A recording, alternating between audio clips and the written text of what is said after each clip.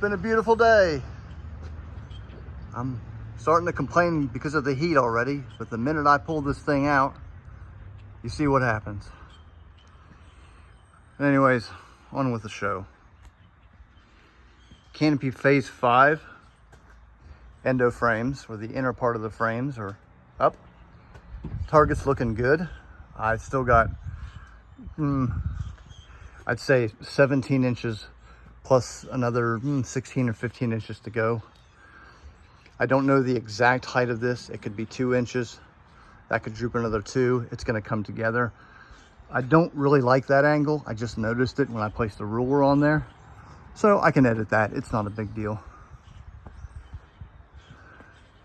The next step is to add the Exoframe, which are the U-bolt holes, or the U-nut holes. Last night I went to bed, woke up in the morning, and I had around 100 additional subscribers, or new subscribers, I should say. Whoever you are, thanks for coming over. Thanks for tuning in.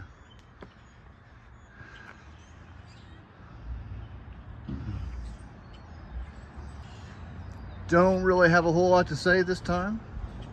Been working. One thing I did learn is I got a hold of West Virginia. They're my, that's my state.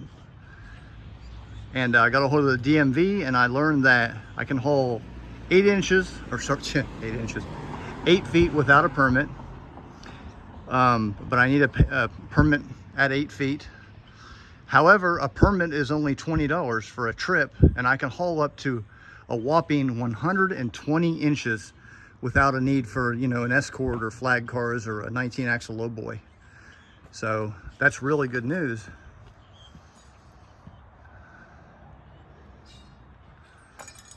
But nonetheless, we're going to keep it at 102 or 100 inches, what it is right now, so I can, you know, legally pull it on the interstates. I think that's a pretty ubiquitous number, universal or standard, whatever you want to call it. I actually thought about taking it to an air show or something. I don't know how that works, but I'm going to find out. I'm just overwhelmed with the positivity that I'm seeing coming from my comments, not only on YouTube, but Facebook and now Reddit. That makes me really happy. I mean, it makes my day. And I've really never received any negative comments about this thing. I don't think I've received a single one.